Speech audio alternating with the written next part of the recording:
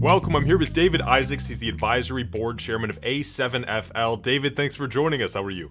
Thanks for having me. I'm doing great. Awesome. Really excited to get started here. You guys have a really unique concept, and we're excited to learn more and bring some of this story to our audience. So let's just dive right in. Tell me about the A7FL. What makes you guys different than other football leagues? Well, if you see any video of our league, you know immediately we're different because we're no helmets, no pads, 7-on-7 full contact tackle football.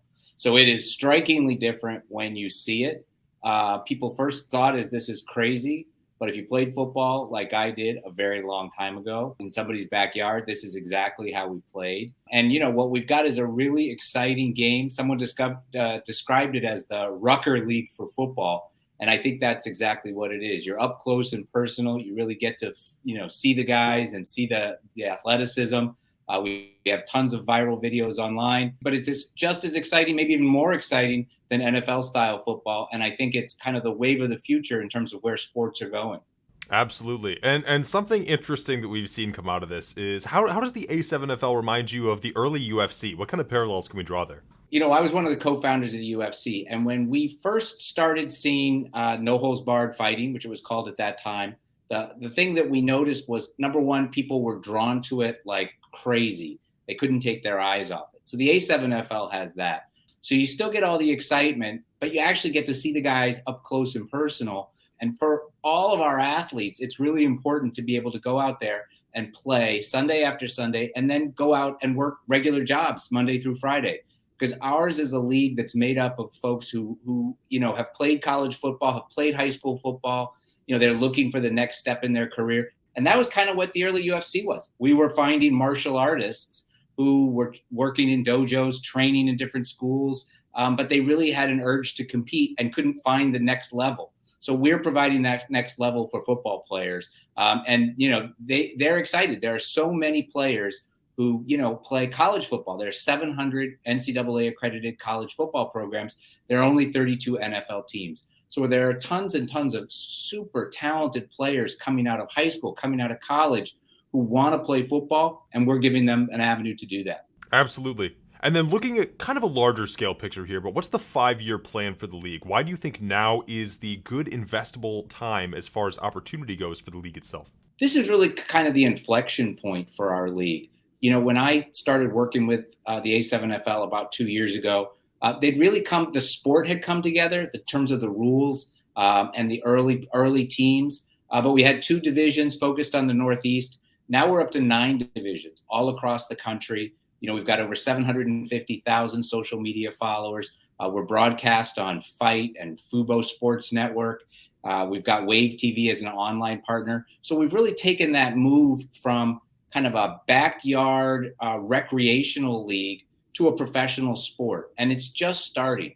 We've got a very unique model where we have local divisions. So every city where we have a division has at least 4 teams. And that means we're going to be able to blanket the country with teams. So we've got 9 divisions this year, up from 4 divisions last year. By next season, maybe we'll have 16 divisions, even more. We're already taking applications.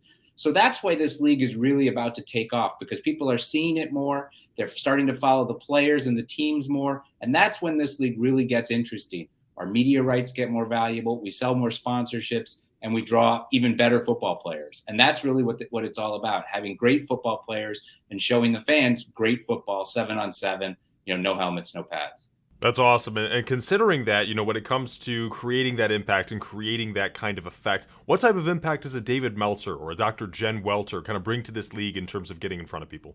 One of the things I have really been excited by over the last couple of years is seeing other people get excited by the league. So we knew we had fans online. We knew there were different pockets of fans, and we would get comments from various celebrities and like Snoop Dogg or football players. And so, but what we really needed to do was bring in, people who had knowledge of sports and who had knowledge of fan bases and who really were just as excited as we were. So David Meltzer, who used to be partners with Lee Steinberg, has come on board, and he now owns the Los Angeles division. He's currently partnered with Warren Moon, first Black quarterback in the NFL Hall of Fame. So he's very deep in sports. He's an influencer online. And that he's as excited as we are is really, really, telling for me, kind of the leveling up of the league. And Dr. Jen Welter is just a force of nature. She's the first woman to ever coach in the NFL.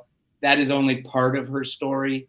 She has really taught us about kind of tackle culture around the world. And so what I think is important with bringing on these new advisors and division owners is they all bring a level of expertise that we add to the league, and we kind of have multiple people spreading the word and adding their 2 cents and bringing in their partners. And that's really going to accelerate our development. Absolutely. And great point there. Talking about accelerating the development, talk a little bit about the expansion. What else should we expect to see this upcoming season? Well, I mean, our expansion has been quicker than any of us really expected. So we went from 2 divisions 2 years ago, 4 divisions last year. Then we sold 5 divisions, and now we have 9 divisions going into 2022. So that each of those divisions have a minimum of 4 teams. That means we're going to have 36 teams all across the United States. And we still haven't hit some of the biggest markets in the country. We've only got 1 Midwest division out there. We don't have any in Texas. We've only got 1 in Florida. We're really set up to grow. Here in California, we can handle more divisions. Football is still the most popular sport in the United States. It's the most, kids participate in it more than any other sport. So we feel we've got a lot of room to grow. And, there is no minor league professional football. There really is only NCAA, and then there's pros. And there's just a huge gap there. And we think we can fill it across the country. So there may be 36 divisions. There could be really quite a lot of divisions out there. And then we're really going to, continue to raise the level of play. We find players, when we're in Ohio, there are great football players in Ohio. We know that. Wait till we get to Texas. That'll be exciting. Every time we talk about the expansion, we all get excited by the opportunity to add great players and great markets. And that's really going to help us build the league overall. That's great. And of course, David, you have a goal of reaching $1 million on Start Engine with this current campaign. How close are you guys to achieving that?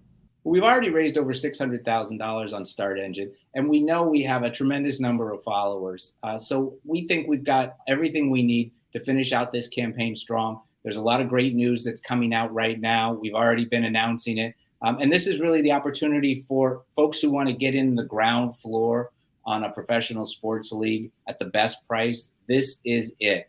So as one of the people that started the UFC and everyone thought it was crazy, and then eventually it sold for $4 billion, I can say that's the time you want to get in. That's the time you want to invest your money, because the returns you can make are really outstanding. I'm not saying we're going to necessarily be the size of the UFC, but then again, there's no reason we can't be that big, because honestly, football is a huge existing sport. We've got this tremendous young fan base.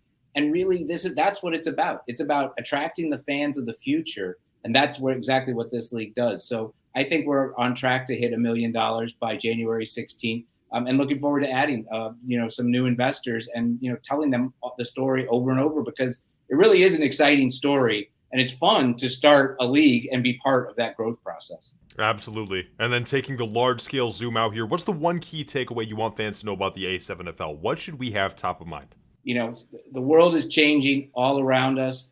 The one true constant we see in entertainment is the value of live sports.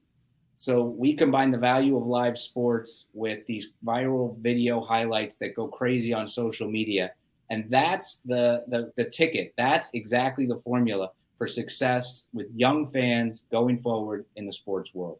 That's great. David Isaacs, thank you so much for coming on and talking about A7L. Really excited to get you guys in front of the audience. Watch this Start Engine campaign come to conclusion and see what you guys do next. Thank you so much for being here.